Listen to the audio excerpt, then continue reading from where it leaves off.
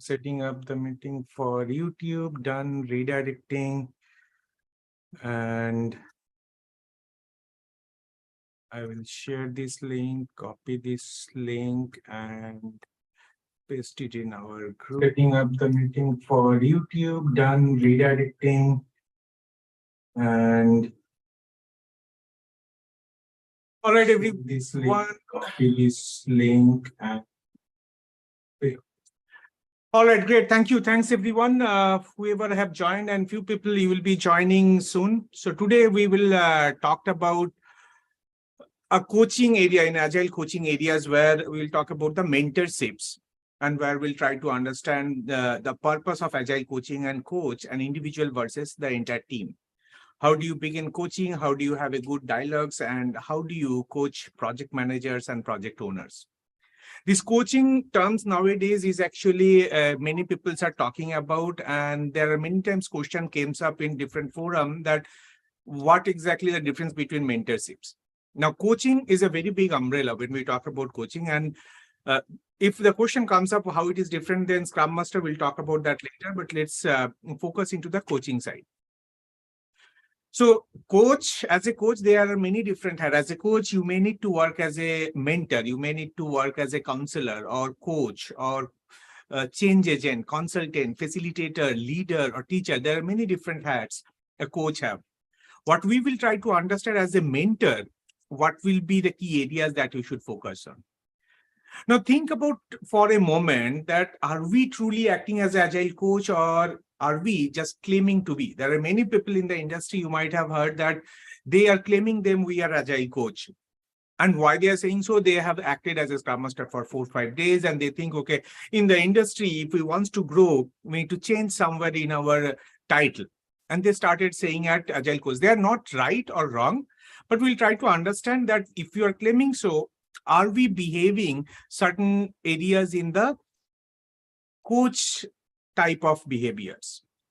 So that is what we'll try to do. Are we able to unlock everyone's potential to enhance the collective performance of the team? That's the key goal of that. Now, when we're talking about coaching, coach and mentoring, two areas I'm talking about. So what's the key difference of coaching and mentoring? Coaching talks about through coaching, whenever you are doing a coaching, through coaching, the coachee or the participants or whom you are coaching, the team members, is enabled to gain a new outlook and envision potential avenues for their professional and personal development, allowing them to make actions and progress. Through a series of steps coached by you and chosen by the team, you can help improve their performance. Now, when I'm talking about mentoring, this is as a as a mentor, what you will be doing, you should share your knowledge and experience of utilizing Agile and guide them in how to best use it. You will share your Agile knowledge and expertise with the team as it is pertinent to their current situation, whatever is relevant to their current situation. So now we talk about coaching is primarily you are trying to change the way they should behave, or change the way they should respect others, change the way they should communicate, and all those areas, a behavioral part. When I'm talking about mentors, there you are talking about the agile areas, the practices, how they can apply the values and principles, what they will be doing in the different events. Those areas will be coming into mentorships, that how they will be acting or what they will be doing as a part of agile practitioners or agile team member. Now, both does not go separately, though each of them have a value, but once you combine them, that's bring up the winning combinations. And if you combine them and apply them together, you will be able to adopt agile and utilizing it to more effectively. So using both coaching and mentoring, this is incredible benefit that brings up that benefits and can be effective separately if you are doing it separately. But when you combine them, they create a powerful alliance that aids individuals in successfully utilizing agile approaches. The context of agile that we talked about that encourage mentorships, while the focus on the team performance that necessitates coaching. So now remember, the context of agile approach Scrum, Kanban, events, ceremonies, backlog, artifacts, those are all be matured up through mentoring.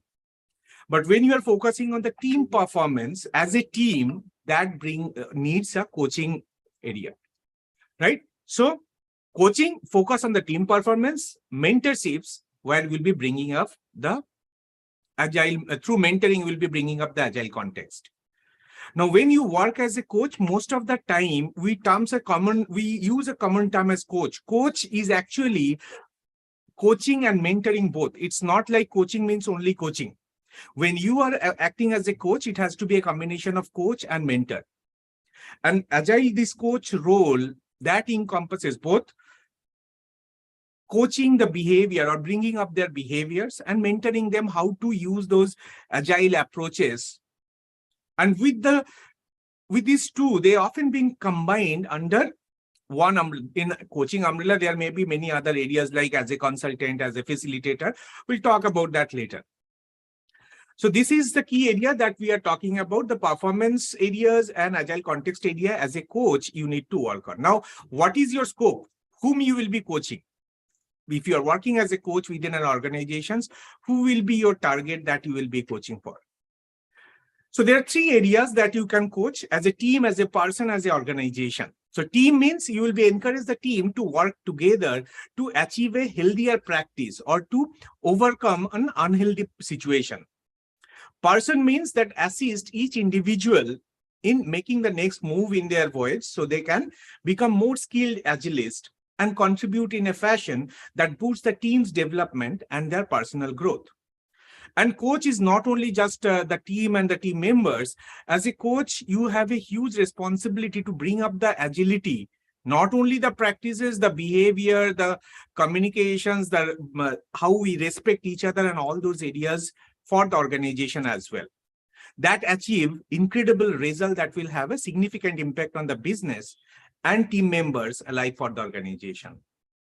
So as an agile coach, you promote the effective utilizations of agile approaches to enable business to reach their objectives more quickly and effectively. Now, for this particular session, we'll keep the organizations aside. We'll talk more about in the teams and person sides. So what will be your key role? If we keep the organizations aside, you will be more involved within your team as a team or the individuals. You may have multiple teams. Now, there are few areas that you can think about. These are just example. You don't need to think about these are the only area. There can be many different areas. As a coach, you can facilitating daily stand-up meetings or helping the team identify and resolve any obstacles they are facing, or assisting with sprint planning and retrospective, or providing training and coaching on agile principles and practices, supporting the team in its effort to continuously improve its process, or observing the team's dynamics and providing feedback to individual team members on how they can improve their performance. Now, many of you thinking, okay, these are the Scrum Master's job. Yes, definitely. Scrum Master is also a coach. Sometimes Scrum Master responsibility is not only for the team, they are also equally responsible for the whole organizations. Now, in many organizations, the terms coach comes up as a different organizations, they call it. But as if you are a Scrum Master, you can be perform all these coaching behaviors because you are also a coach. Now, we will be going little details about as a coach, when a team, let's talk about one sprint. When a sprint starts, and sometimes after 2 weeks or 3 weeks, the sprint will end. How your involvement will be there throughout the sprint. So when you are working on that, there are two areas that we will be involving. Sometimes you'll be coaching the team, sometimes you'll be coaching as an individuals. Now, if you look into this amber color line where you are giving coaching to the team as a whole, and the blue color is an individuals.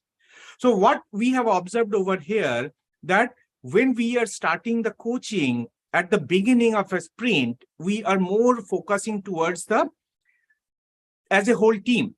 Now, once we start our sprint, maybe we reach mid of the sprint, our coaching is actually increase for the individuals team members and reduce for the team. And again, that's change at the end. So as a coach, what you will be doing, you may be thinking about that agile coaches at the beginning, you will provide guidance and support to the entire team during sprint planning, or helping them to improve their collaborative skills and achieve more as a group by creating abundance. And this includes supporting the team in making shared commitments and working together effectively. That's happened at the beginning for a team level, right? Now, again, once you move to the mid of this, you may able to see the individual team members may be approaching, maybe issues or concerns on this coach to guidance as an assistance. You will be facing more individuals members are coming up over here. Now, if you reach towards the end for the team, the whole team coaching takes a prominent role during the retrospective, particularly when the team is learning from one another to continuously improve their process. Now, if I look into how we are involving as individuals, so when we start your sprint, during the sprint start, individual coaching may take a secondary role as a team members focus on completing their work at hand. The moment you start your sprint, you go a little ahead, maybe 3 days or 4 days later, you see that individual team members may bring issues or concern to the coach for guidance and assistance. This is the time where the team member actually faces problem as an individual, not as a team. And you as a coach, you need to take care of that. And you as a coach, you will provide guidance to individual team members to help them improve their skills as an agilist, and offer them tools to resolve their own problems independently. Once you reach towards ends, the team level again slows down. The team level or individual level slows down, team levels goes up. And these individual coachings may slow down, but if appropriate, the coach address the concerns of the individual team members at the team level during the retrospective meeting. So if I want to summarize what we have just talked, coaching at the beginning and end of the sprint, or even if you are releasing, you have a release plan, that helps the coach to identify where we should be interrupting the team, where we should leave the team so that they can focus on their goal. So as you can see, in the middle of the sprint, agile coaches may take a step back and carefully consider before bringing a major conversations or improvement opportunities to the whole team. And as the team is already focused on completing the sprint's objectives, and too much disruption may slow them down. So as a coach, you should not be intervened too much when the team is progressing. So instead, at the mid of the sprint, the coach may address the issues with smaller groups or individual members and wait for the retrospective to bring it up with the whole team. And throughout the sprint cycle, the agile coaches act as a support system for the team. They help the whole team overcome any challenges they may face, reminding them of their goals and objectives, and advocating to them to uphold the principles and values they have agreed upon as a team. The coach also encourages team members to work together effectively and maintain a positive and productive work environment. They act like a ground crew, making sure the team is on track and troubleshoot the issues and help them to stay focused on the end goal they have. So let's elaborate this particular slide in little more details. Let's see that we have multiple sprints. Every release, we have 2 release plan, and every release we have sprint 1, sprint 2, sprint 3, 3 sprints are there. And as you can see, these yellow lines, that's the start of the sprint. The green boxes, that's just denotes the end of the sprint. The black one when the release start, the gray one when the release end. And there are some green dotted line that you can see right over here. This is where it talks about when the individual problems arises. So as a coach, how you are involved? You will be observing everything that during all the sprints are going on. As a coach, you will helping the team get agile practices, demonstrate and simplify or demonstrate the simplicity and effectiveness of using agile practices. You may design a training program to educate and reinforce the team's understanding and application of agile practices that are currently necessary for the team as a mentor. Now let's talk about at the beginning, when you have started on, you will start thinking about, okay, let's design a training program to teach the team how to effectively use velocity metrics to plan sprints while maintaining focus on their goals. Now, talking with the team about a velocity matrix, it does not have a big bang training approach. It may take 10 minutes or 15 minutes. That you can definitely plan at the beginning of your sprint. Plan to deliver the training, maybe reserve 15 minutes on the velocity matrix during the team sprint planning sessions to maximize its effectiveness.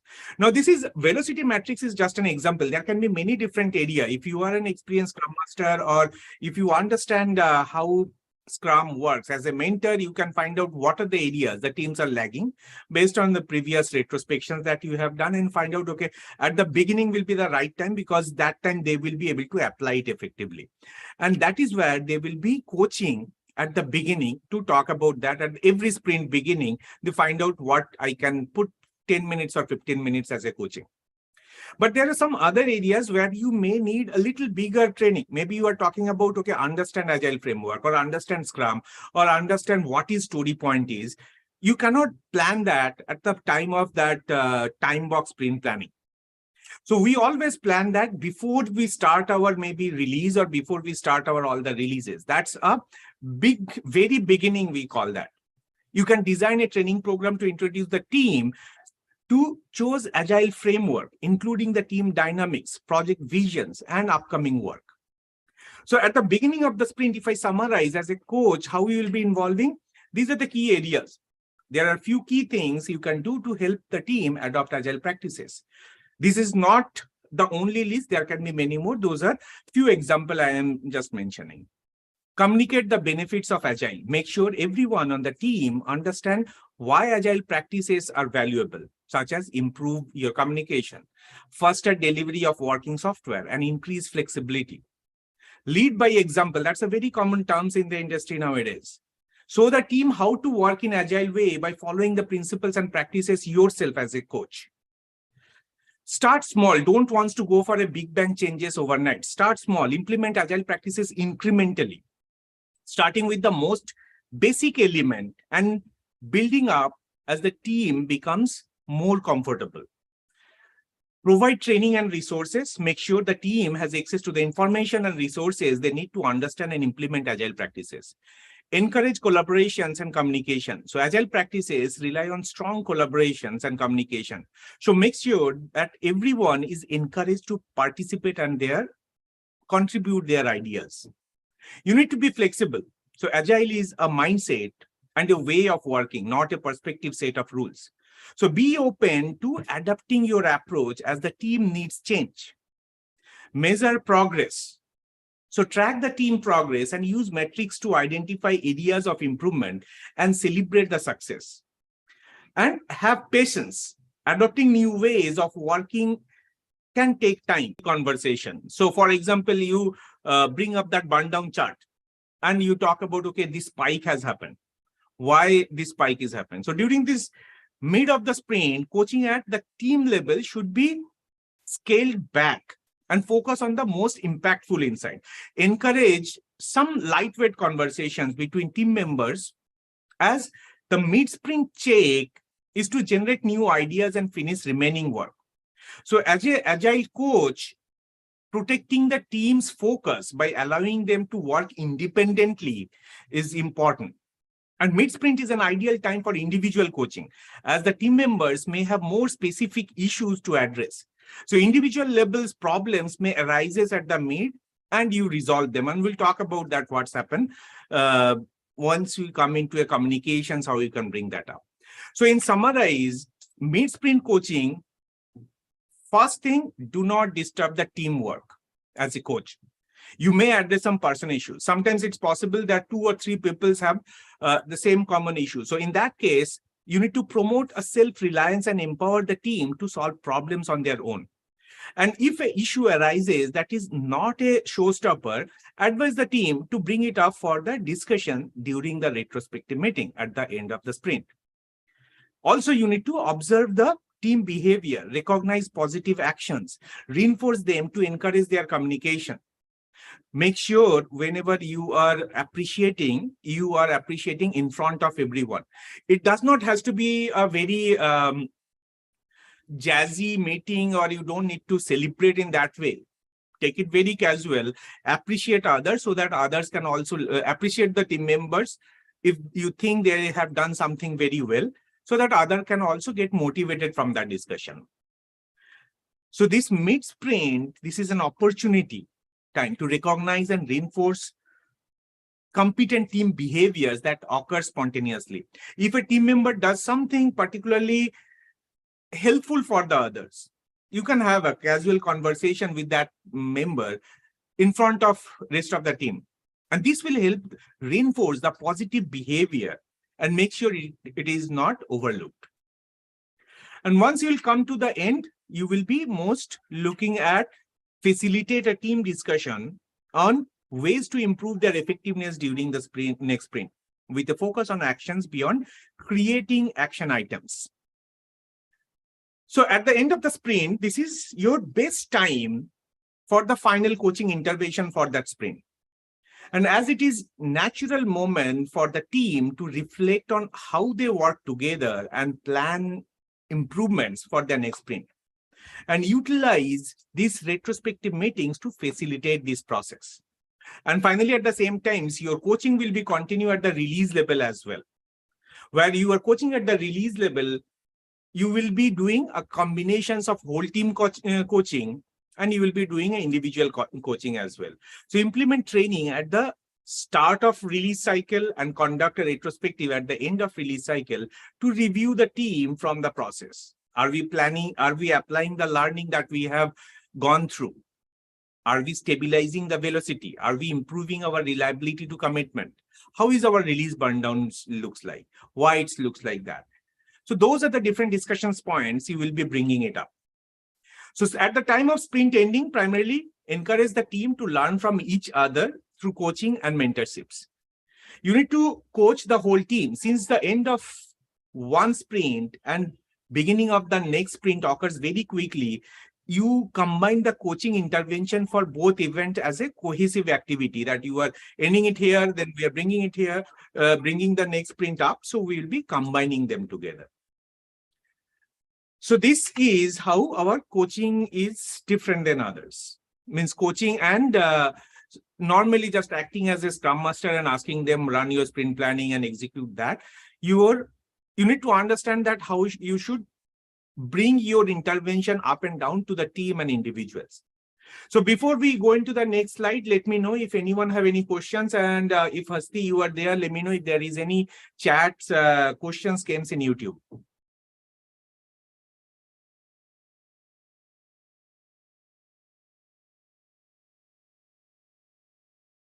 All right, I'm not able to hear from Hasti, so I will quickly check in YouTube if there is any chat. I am so sorry, there was some issue with the mic. It was not unmuting, but there is no comments as for now in the YouTube, and even in Zoom chat there is no such message. All right, I'm great. so sorry for the delay. No problem. So I will be moving ahead, and we'll talk about few areas like what will be your tone of coaching.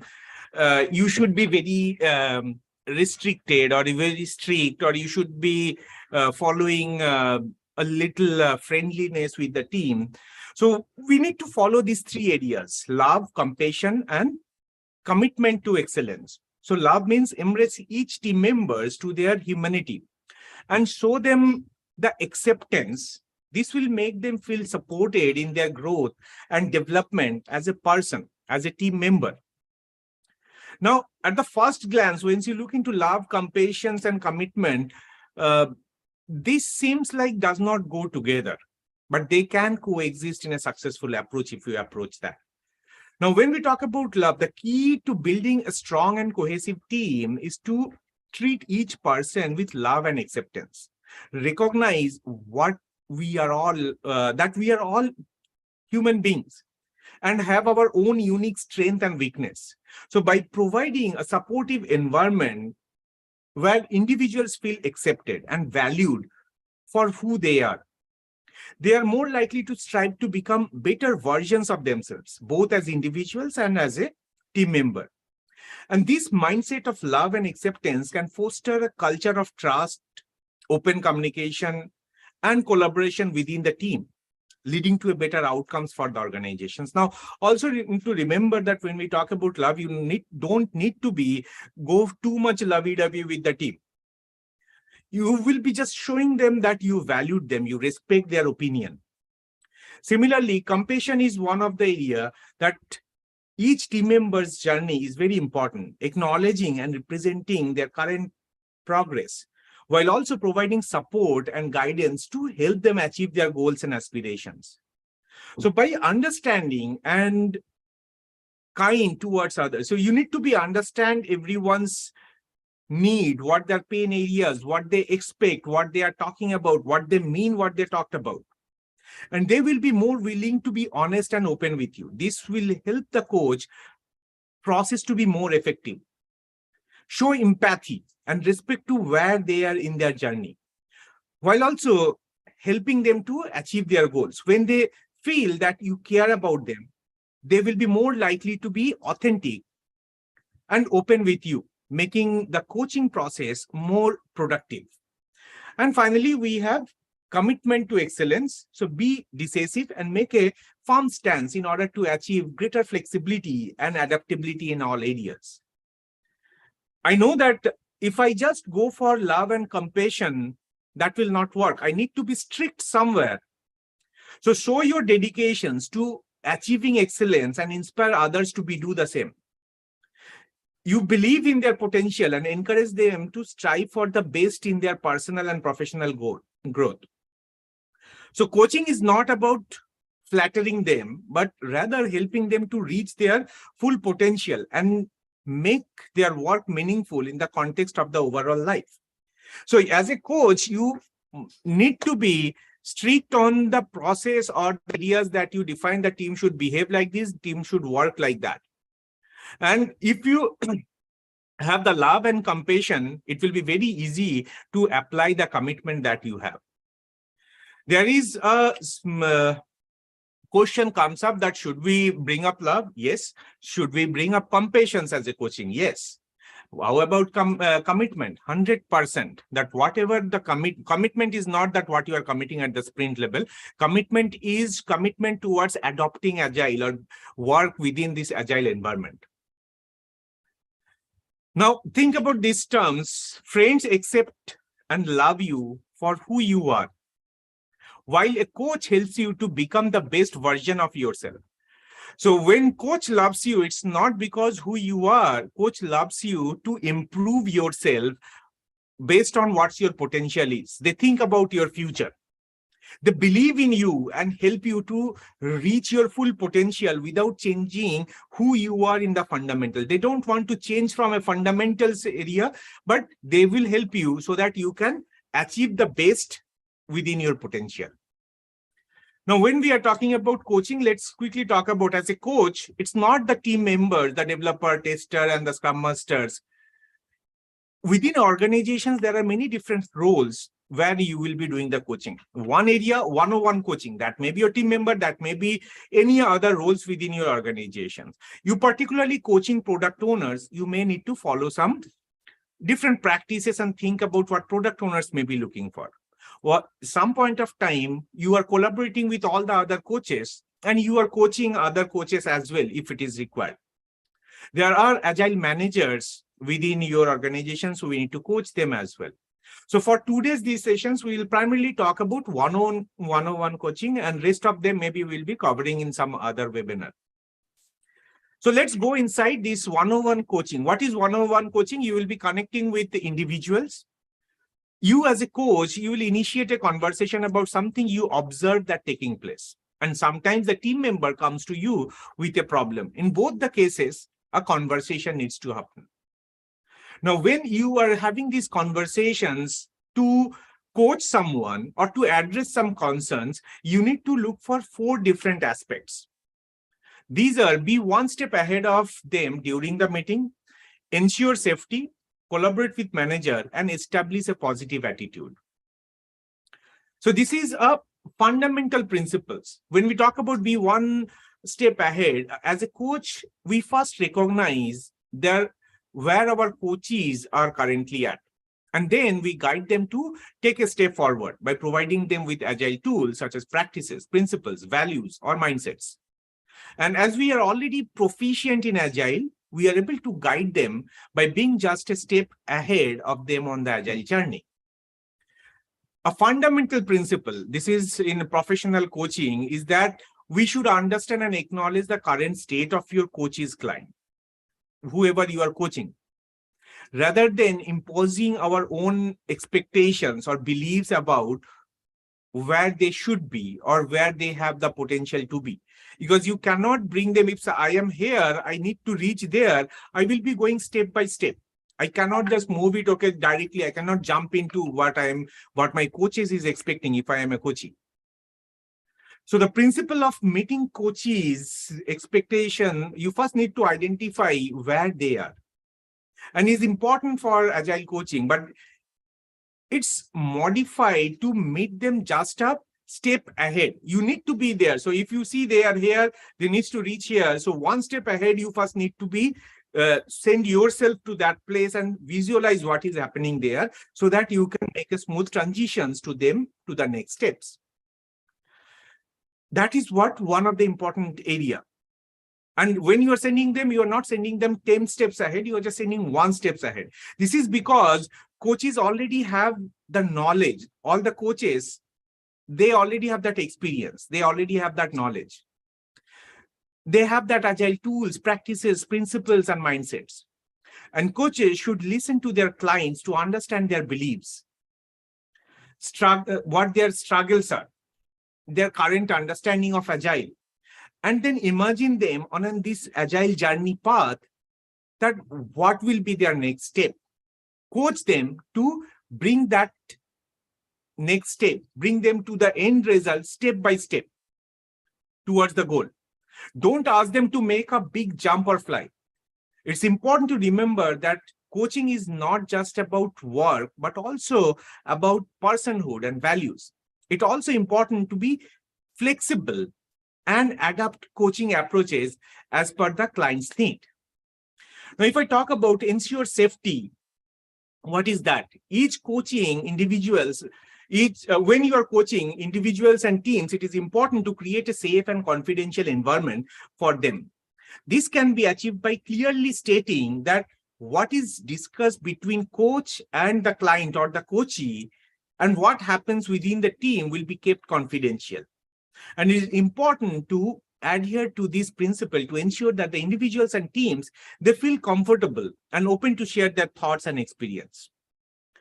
So as an agile coach, it is important to create such an environment that allows for experimentation and risk-taking, as this will lead to brilliance. The team members needs to know what the coach will keep and what happens if the team room is not confidential. So if some of the coaches, they make mistakes and fear of the performance reviews process, that may be a possibility is that, okay, they are not opening up because if my coach mentioned that to my managers, that may create a problem with my performance review. So however, the coach should not ignore those common sense and should not break the confidentiality in common area. But there are possibilities where the situation like harassment or discriminations happen. In that case, as a coach, you will not be keep silent. The coach should prioritize those physical and emotional safety above the team's license to make mistake. But there is any this kind of discriminations happen, some harassment happens, you definitely bring it up to the coaches. Confidentiality is good for them, but there is a subtle threshold. And you need to identify, okay, this is going beyond the threshold. So as a coach, you should report any harassment or discrimination. The coach should guide the team to work together to resolve problems with the team and recognize when they need help from outside. And this will help the team to become more self-reliant and self-correcting over time. Number 3, when you are having one-on-one coachings, you always collaborate with the manager. Now, many people think, okay, in Agile, there is no role of manager. But if you think that we are running an organizations over there, a manager's presence is very important.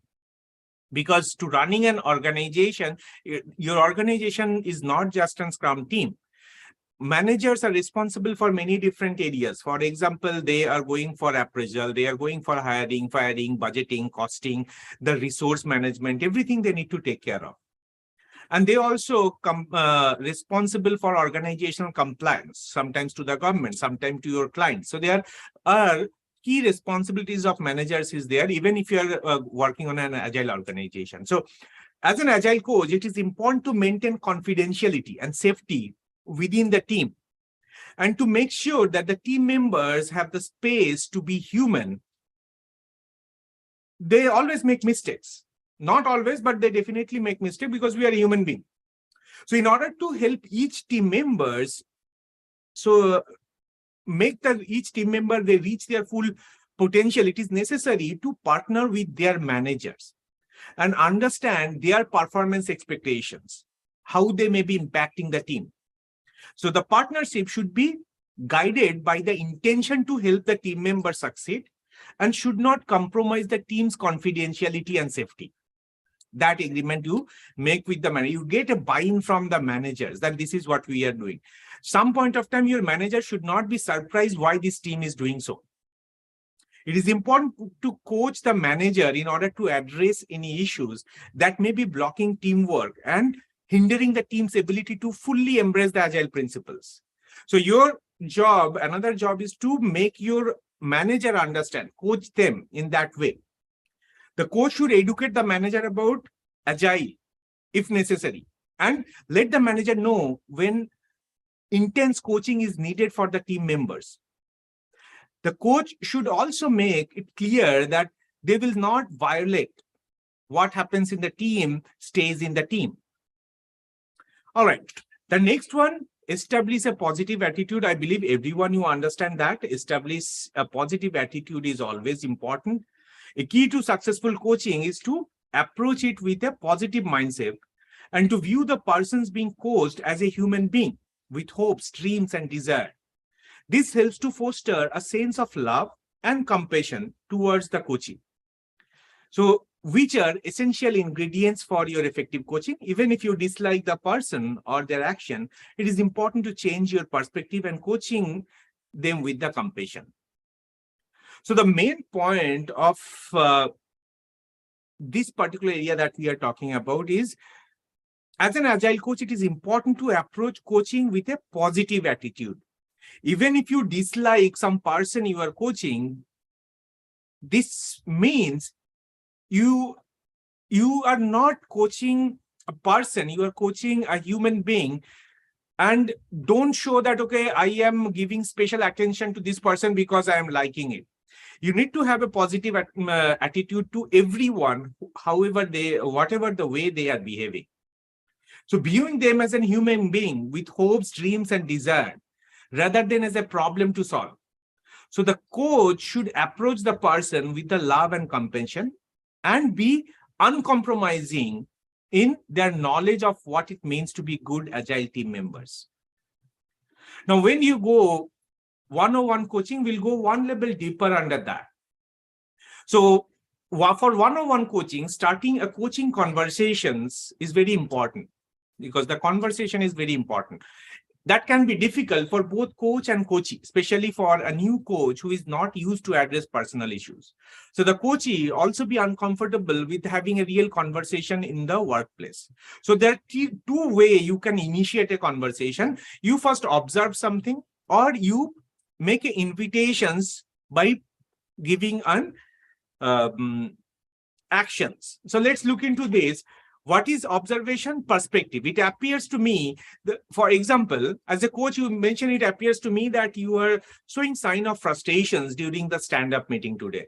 Can you confirm if my perception was right? So you are just observing and mentioning, okay, this is my observation. Correct me if I am right or wrong. Where your invitation is, you are directly coming into the conclusion of your observation. This is about the detail with the information on what occurred during the daily stand-up. I found something is not well. what happened. So these are observations. So let's look into a few examples of observation. What could be example of observation? I have noticed that you have been preoccupied and not fully present in the conversation recently. It appeared as though your mind is elsewhere. You can share what might be causing this distraction. Or it seems that there is a lot of tension and disagreement present at the moment. Can you share your perspective on the situation? It appears that something is troubling you as you are not displaying your typical positive attitude. Can you share what is causing this change in your demeanor? Now, invitations, when we talk about invitation, few examples. Can you identify the specific distractions that have been affecting us recently?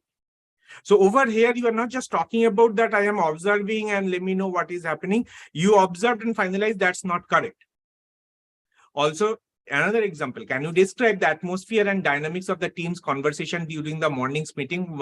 I found there is something not well. Instead of speculating about the reason behind any potential issue you may be facing, I want to remind you that I am here to support you and listen to you in this situation. So starting a coaching conversation, that is always challenging if you are new in the coaching journey, but it becomes easier when the coachee initiates. When it happens, it's important to relax and go with the flow of the conversation. So as you begin, it's useful to remind yourself to focus on 4 key elements that we talked about in the previous slide. You're looking where the coachees are, and you should be one step ahead. Create the safety, creating a safe space for a real conversation. Get the support from your managers or that team's manager, and approaching the conversation with a positive and compassionate attitude. Once you observe that, either observation or invitations, you will start the conversation. And once you have started the conversation, you don't expect they will be answering it immediately, and don't force them. So be silent, wait for the response. So when coaching a team, it's important to have open and informal one-on-one conversation with the team members to understand where they are in the agile journey and help them take to the next step. And this can be done by asking questions. What can I do to help you take to the next step in your use of agile? And when you are waiting, that is actually a very matured coaching practice, that you are giving them space to think, you are giving them space to answer. So be patient and allow the coaches ample of time to speak and express themselves. They may open up and share more information as the conversation progresses. Now, we'll be going little more details about this conversation when we are going into the conversation, how you start a conversation and how you go to the mid of the conversation and how you conclude a conversation in a one-on-one coaching. So we'll look into something. This is called your conversation arc. There are multiple different areas. So if I want to make you understand from this particular diagram, at the center, we have coach, and there are different behavior. The coaches are from the both sides. And this entire diagram is divided into 3 parts. This is when the conversation begins, when the conversation ends, and you are at the mid of the conversation. So at the beginning, what happened? You are observing the team, and sometimes the team members or the teams, they're expressing about that conversation. So that is happening at the start of the coaching conversation, whether initiated by the coach or by coachee. The process is similar. The coachee may need to express their thoughts and feelings, and it is important for the coach to actively listen and to be fully present during this stage. After that, you will reach to the next steps where expressing or discussing the subject at hand, whatever the problems they have. And this is where the communication starts from the coach. So expressing or communicating the topic of challenges that you are about to have the conversation on. And that is what in agile practice is more important, that you express, you communicate. So as the conversation progresses, whatever the underlying reasons for the coach sessions may become clearer. And the coach should check in with the coachee to understand the topic and its relevance. And the coach may also use principles and practices of Agile, such as recalling relevant Agile values, practices, or roles to help address the topics. Additionally, the coach may help the coachee recall a personal goal or action related to the topics that has been previously discussed. Now, once you reach towards middle, over there, they are about to move out from that obstacles, right? So this is made of that.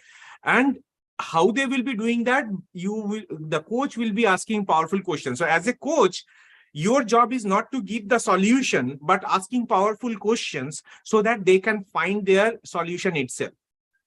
This is where you will be guiding through thought-provoking inquiries and envisioning that particular topics more further, rather than solely focusing on resolving issues or solving their problem. So as the conversation progresses, you reach somewhere in the mid of the conversation, and the coach, they will use powerful questions to guide the coachee towards introspection. This allows the coachee to move past the feelings of being stuck on that particular topic and start to see the potential solutions. So the coach may also use visualization techniques, such as taking the coachee on an imaginary future where the topic is already resolved.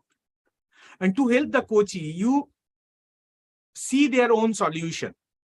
You help the coachee, they can find out their own solution. You help the coachee to see their own solution.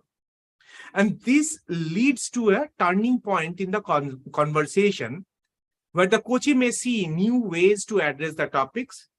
You will be identifying internal barriers or simply feel a sense of relief from sharing something that has been troubling them. After that, whatever the powerful questions that you have asked, whomever you are communicating with, they got somewhere the idea and they will start doing the brainstorming. During the brainstorming, you continuously help them and you need to make them engaged to brainstorm and find a solution. That is very important when you are having a conversation. So as the conversation progresses, the coachee begins to explore specific solutions to the topic at the end. So the coach and coachee may brainstorm together, with the coach that encouraging and supporting the process. The coach should give the coachee freedom to generate creative and unconventional ideas. And the coach also needs to be open-minded, not limited the conversations to the problem solving. Instead, the coach should focus on helping the coachee generate ideas and possible actions, while the coach may offer solution options that, okay, these are the other solutions also you may have. You may want to explore those areas as well. It is important to keep in mind that the coachee's chosen solution should be freely chosen by the coachee for it to be meaningful. You should not be imposing, okay, you go with this solution. Let the coachee find out, let them visualize. Now, after that, you need to conclude your conversations where the actions and the coachee will be identifying different actions that they will be doing. And you also support on creating and make them take the accountability and acknowledge them. So at the end, when the coachees, they are creating actions, as the conversation that reach nears the end, the coachee begins to identify specific actions to take in response to the topic. And it is important to let the conversation end at this point rather than introducing new topics. And this allows the coachee to focus on and move forward with the actions they have decided on. And if another topic arises, it can be addressed in future coaching or future coaching session. It is important to respect the coachee's decisions and give them the space to take action on what has been discussed during this session. And you should also support them. After the coachee has chosen the actions to take, the coach support them by creating accountability for that actions. And this can be done through an explicit agreement or more suitable soft approaches. So when we talk about explicit agreement that include a specific time frame for when the actions will be compared and how the coachee will update the coach on their progress. So it is important to remember that the coach's role is to support the coachee, not to make them take action, right? So therefore, the coachee should not be pressurized to make them an explicit agreement that you will have to complete it in 2 weeks or 3 weeks. If they are not comfortable, don't go with that. If you think they are comfortable, okay, let's find out some explicit timeline.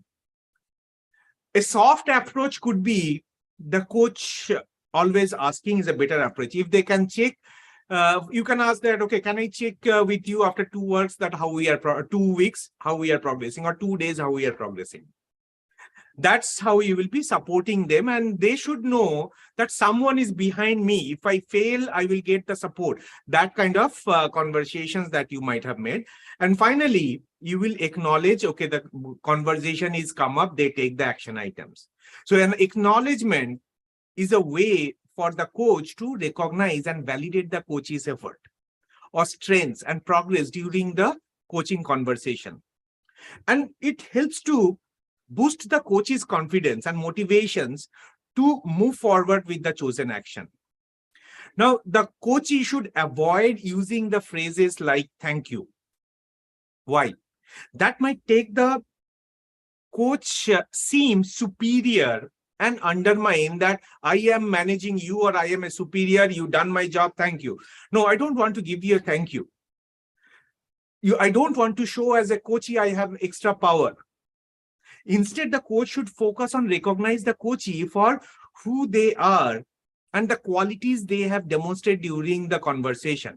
You can thank you for taking time and talking with us and giving me value to have a conversation with me in this way. Not say thank you because you identify an action item. So in summarize the coaching process with a focus on the importance of acknowledging the coachee for who they are, begin in the present moment rather than thanking them for their actions. And the coach's role is to support and encourage the coachee in finding their own solutions rather than providing solutions themselves and setting them up and an accountability for the chosen actions. It's very important to remember that coaching is a partnership and that the coach should not try to make control or command that coaches or the members. That's what we will be concluding it over here. We will be continuing it in the next session where we'll talk about how you can coach a subject matter experts, how you can coach from a distance, from a distributed way, what is the limit of a coach, or coaching product owners, coaching other agile coaches, or coaching agile managers. That will be our next topics. If anyone have any questions, you can talk about. Hasti, is there any questions from YouTube? No, as for now, there has been no questions. I think everything has been cleared. All right, great then. I think it was nice connecting with you. If anyone have any questions, feel free to drop me an email or type a questions in the comment of that live video in YouTube. Whenever we'll get a time, we will try to respond that back. Thanks everyone for joining, and we will stop the webinar now. Thanks everyone. Have a wonderful day. Bye-bye.